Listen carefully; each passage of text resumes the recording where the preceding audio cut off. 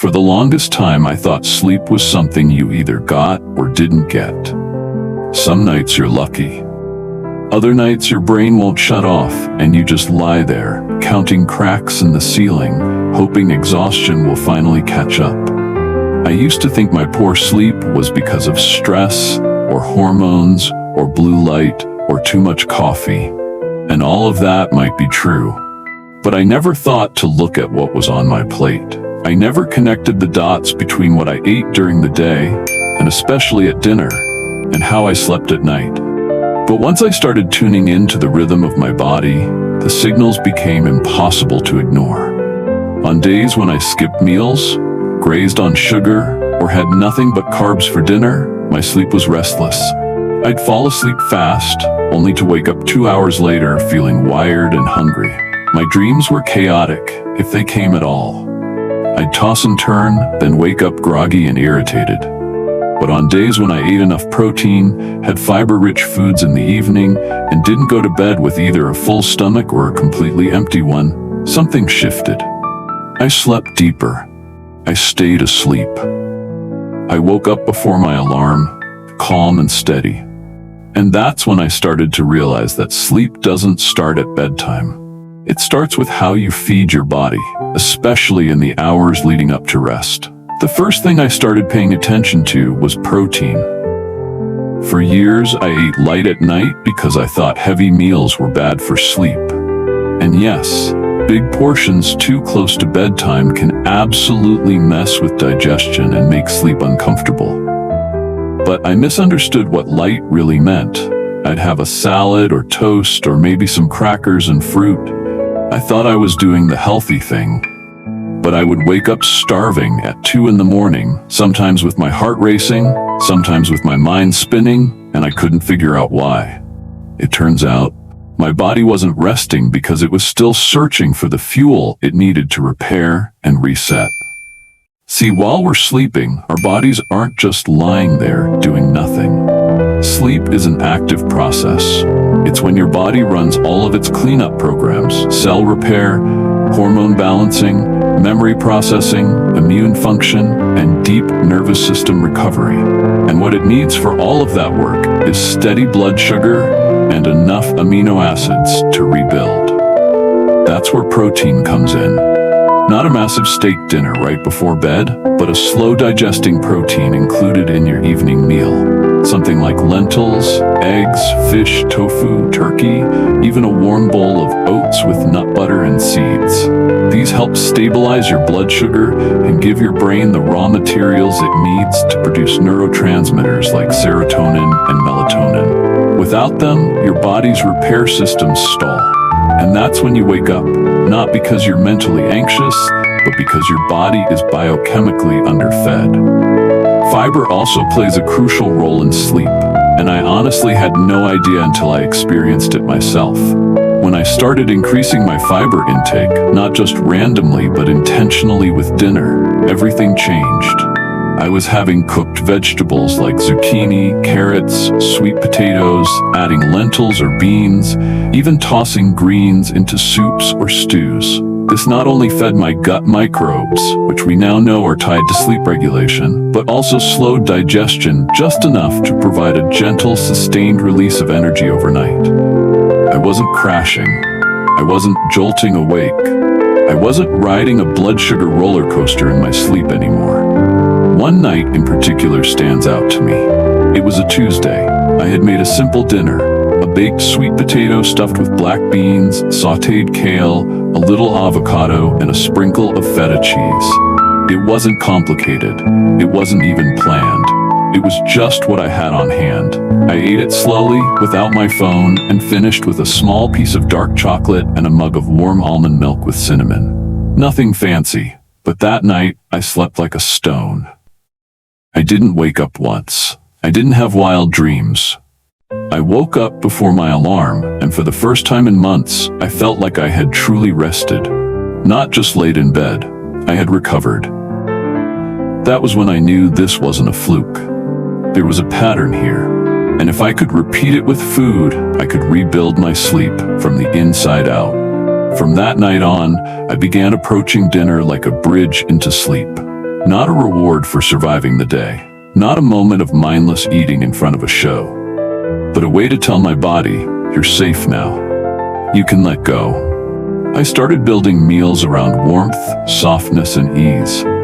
Warm soups with lentils and squash, steamed fish with sautéed greens and brown rice, a veggie stir-fry over quinoa with toasted sesame oil, or even just scrambled eggs with spinach and a slice of sourdough toast. The ingredients weren't complicated, but the intention behind them made all the difference.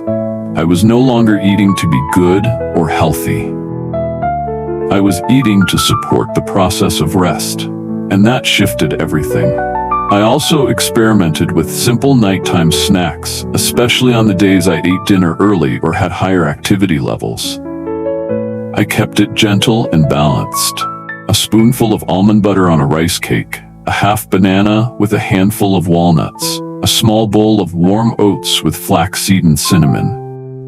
These little additions weren't about indulgence, they were about stability. Because if your body is going into the night unsure whether it has enough resources to get through the repair work of sleep, it will wake you up.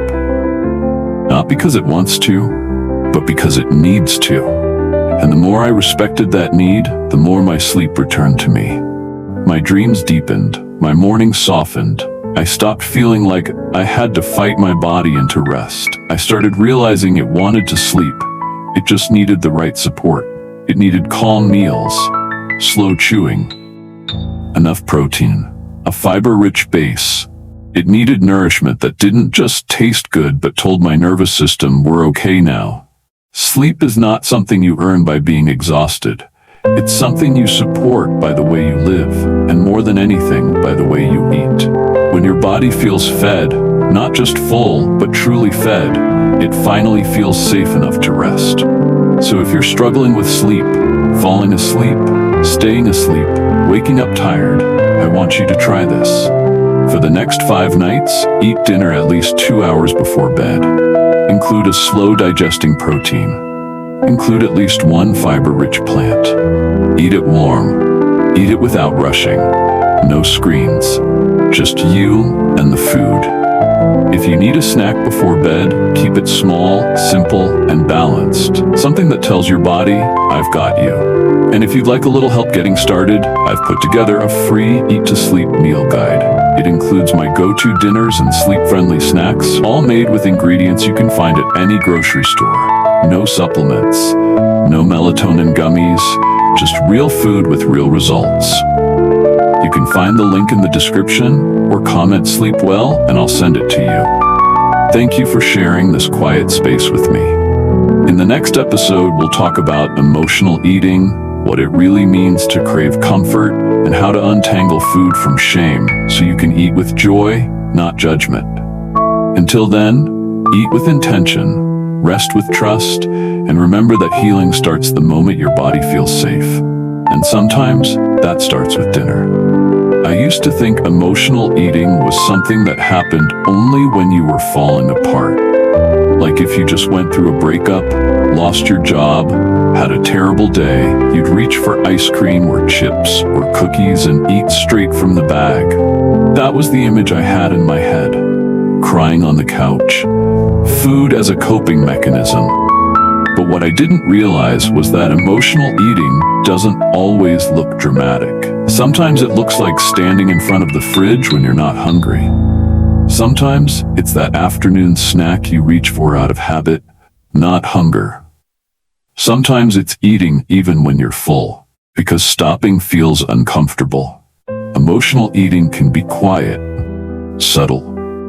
And for a long time, I didn't even know I was doing it. What finally made me start paying attention was this strange pattern I noticed in myself. I'd be doing fine all day, eating pretty well, checking the boxes. Then around 3 or 4 in the afternoon, this little voice would kick in. A craving, not loud, not urgent, but persistent. Maybe it was chocolate, maybe something crunchy. I'd tell myself I just needed a little pick-me-up, something small, a break, and then I'd eat it, and sometimes another, and then I'd feel weird. Not ashamed, exactly, but unsettled. Like I had used food to scratch an itch I couldn't name, and the itch always came back. At first, I blamed willpower. I thought maybe I just needed better discipline. But the truth is, I didn't need more control. I needed more curiosity. Because underneath that craving was something deeper. A signal. A story. Something I wasn't giving myself in another part of my life. And the moment I stopped judging my emotional eating and started asking what it was trying to tell me, everything changed. I started noticing the moments when emotional eating showed up. It wasn't always about sadness. Sometimes it was boredom, a feeling of being stuck between tasks with no clear transition. Sometimes it was loneliness, working from home all day without seeing another face. Sometimes it was just low-level anxiety I didn't want to name. That strange tightness in my chest or restlessness in my body that made sitting still feel like a challenge. And food became the bridge, the thing that gave me something to do with my hands, my mouth, my nervous system. It grounded me temporarily. It gave me a moment of sensory relief, but it didn't actually give me what I needed. And that's when I began to see emotional eating not as a failure, but as a form of communication. My body, my heart, my mind, asking for connection, for regulation, for release. Once I stopped seeing food as the problem, I could begin asking better questions. What am I actually feeling right now? What do I need that I'm hoping this snack will provide? And often the answers surprised me. I didn't need the chocolate. I needed to step away from my laptop. I didn't need the chips. I needed to feel comforted, held, supported. I didn't need another slice of banana bread. I needed to feel like I wasn't doing everything alone. And in those moments, when I gave myself permission to be honest instead of judgmental, I found that the cravings softened. Sometimes I still ate the thing, but I ate it with intention, slowly, with awareness, without shame. And sometimes I found that what I really needed was something else entirely. A walk, a text to a friend, music, stretching, journaling, something to help me process the emotion instead of pressing it down with food. That shift didn't happen overnight. I had to relearn how to check in with myself throughout the day. I had to notice my emotional landscape the way I used to notice hunger. And the more I did, the easier it became to make choices that actually supported me. That gave me what I needed instead of what I'd been conditioned to reach for. Because emotional eating isn't bad, it's just incomplete. It's your nervous system asking for regulation in the fastest way it knows how. And when food is the only tool in the toolbox, it makes sense that you keep grabbing it. But once you add more tools, breath, movement, community, expression, you can respond differently. You can create space between the urge and the action. And in that space, there's healing. One of the most helpful things I ever did was make a list. Not of what I shouldn't eat, but of what I actually needed when those cravings hit. I called it my emotional menu. At the top of the list were words like connection, rest, comfort, stimulation, grounding, release. And next to each one, I wrote down 3 or 4 non-food things that helped me feel that feeling. If I needed comfort, I could wrap myself in a blanket, call someone who makes me laugh, or listen to a song that brings me back to myself. If I needed stimulation, I could read a few pages of fiction, do 10 jumping jacks, or walk outside without my phone. If I needed grounding, I could light a candle, breathe deeply for 5 minutes, or write 1 sentence about how I felt. None of those things took longer than a few minutes. None of them required me to change my whole day. But they gave me options. They gave me a pause. And in that pause, I started making choices that left me feeling better, not worse. I also started rethinking what comfort food meant to me. I stopped labeling certain foods as bad or shameful. I started asking, can this food nourish me and comfort me at the same time? Can I build a meal that is emotionally satisfying and physiologically stabilizing? That's where high protein and high fiber eating came back in. When my blood sugar was stable, my emotions were more stable. When my gut was fed, my mind was calmer. When my meals were warm, colorful, and satisfying, I didn't reach for snacks out of desperation. I still enjoyed dessert sometimes. I still loved cozy foods. But I ate them from a place of presence, not panic. There's a huge difference between reaching for chocolate because you're spiraling and choosing to enjoy it slowly because it brings you joy. One feels like losing control. The other feels like a quiet yes. And that yes is what I've learned to follow. The yes that comes from paying attention. The yes that says, I see you, I hear you, I'm here. Let's feed you in the way you actually need. So if you find yourself turning to food when emotions run high, I want you to know that you're not weak. You're not broken. You're not doing it wrong. You're human, and you're using the tools you have. But maybe it's time to build a bigger toolbox. One with more options. One where food is a choice, not the only choice. If you'd like to try making your own emotional menu, I've created a free template to help you get started. It's simple, printable, and takes less than 10 minutes to fill out. You can find it in the description, or just comment toolbox and I'll send it to you. Thank you for being here with me through this conversation. In our next episode, we're going to take all of this, protein, fiber, gut health, emotions, and put it into practice in one full day. Not just what to eat, but how to eat in a way that truly supports your body and nervous system. Until then, be kind to yourself, listen gently, and remember, the craving isn't the problem, it's the invitation. Some days you wake up and your brain just feels off. You're not sad, exactly, not sick, but something is foggy. You're slower to get moving. Coffee doesn't hit the way it used to. Your to-do list feels heavy even before breakfast, and maybe your stomach joins in too, gurgling, tight, or strangely empty despite having just eaten. That's the gut-brain connection showing up, quietly in your morning. And once you begin to notice it, you can't unsee it. Because the way your gut feels is the way your brain feels. And the way your brain feels is the way your gut reacts. They're not separate systems. They're a conversation. Every meal, every mood, every symptom, it's all part of that same dialogue. It took me a long time to understand that my food choices weren't just fueling my body. They were shaping my state of mind. The anxiety that seemed to creep in for no reason. The irritability that flared without warning. The lack of focus that made even simple tasks feel like a grind. All of that, I now know, had roots in what I was putting or not putting on my plate. So in this episode, I want to take you through a full day of eating. Not just what I eat, but why I eat it. How it supports my gut. How it supports my brain. How it keeps me steady in a world that's constantly trying to pull me off balance. And I'm not talking about a perfect day. I'm talking about a real day. A day where meals are simple, grounded, and flexible. A day where the point isn't perfection, but presence.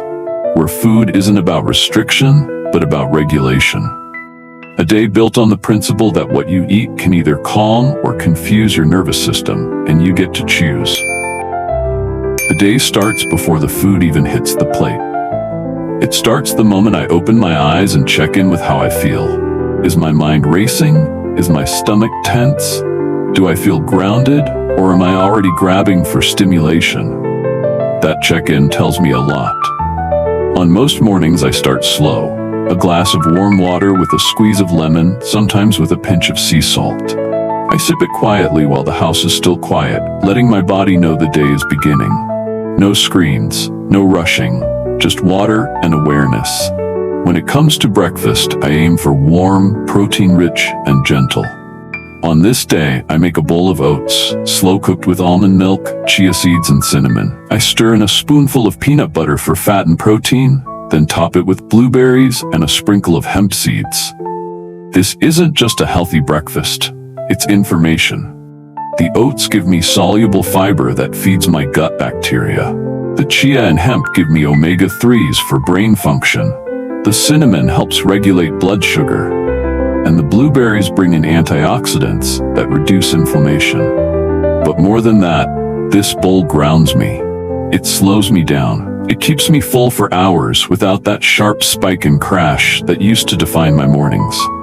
As I eat, I don't scroll. I don't answer emails. I just eat. I taste the textures. I breathe between bites. And I let my body register that I'm here, that I'm fed, that we're okay. Mid-morning, I check in again. Not just with my hunger, but with my mind. Am I reaching for a snack because I'm truly hungry? Or because I'm bored, scattered, overwhelmed? If I am hungry, I keep it simple. A hard-boiled egg with sea salt, a small apple with almond butter, a few walnuts and a square of dark chocolate. Something that gives me nourishment, not just stimulation. Something that keeps the conversation between my gut and brain steady, honest, and kind. Lunch comes around noon. I'm not starving, which is a good sign that breakfast did its job. For lunch, I want something hearty but not heavy. I make a warm quinoa bowl with roasted sweet potatoes, sautéed kale, and a handful of chickpeas. I drizzle it with tahini and a little lemon juice. Again, every part of this bowl serves a purpose. The quinoa gives me complex carbs and protein. The chickpeas bring in more fiber and help feed the bacteria in my gut. The sweet potato is rich in prebiotic fiber and keeps me full without making me sluggish. And the tahini adds fat that helps everything digest more slowly and satisfyingly. But more than the ingredients, it's the experience of eating it that matters. I sit down. I don't rush. I let the food be part of the reset, not just another task. Afternoons used to be when I crashed. My energy would dip, my focus would scatter, and I'd reach for sugar or caffeine. But now, with the kind of food I've eaten all morning, my energy holds. I still take a short break, a walk around the block, a stretch, maybe a cup of tea, but I'm not chasing fuel. I'm moving with rhythm. Dinner is early and warm. I've learned that what I eat at night sets the tone for how I sleep, and how I sleep sets the tone for the next day. Tonight, it's a simple soup. Lentils, carrots, onions, garlic, and chopped spinach simmered in vegetable broth with turmeric and cumin. I serve it with a slice of toasted sourdough and a little olive oil. It's grounding, satisfying, and rich in everything my gut and brain need to wind down. After dinner, I resist the urge to snack unless I'm truly hungry. And if I do want something, it's light and supportive. A few spoonfuls of yogurt with cinnamon or a handful of pumpkin seeds. Nothing designed to stimulate, just something to help me settle. By the time I'm getting ready for bed, my body isn't fighting. It's soft, calm, ready.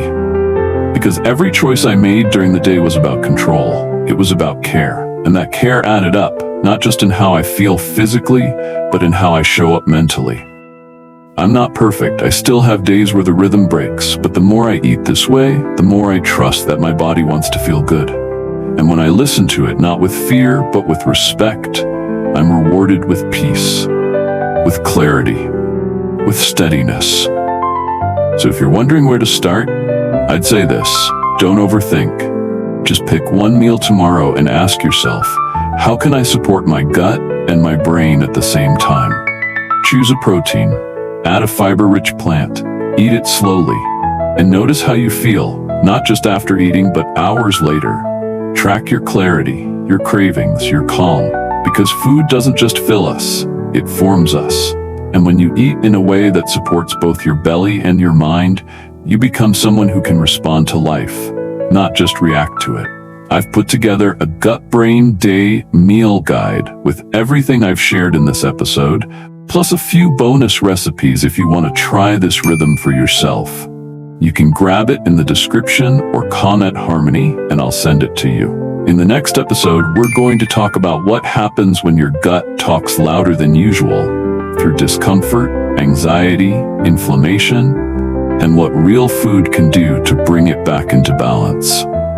Until then, eat with intention, rest with trust, and keep listening to the wisdom that lives inside your gut.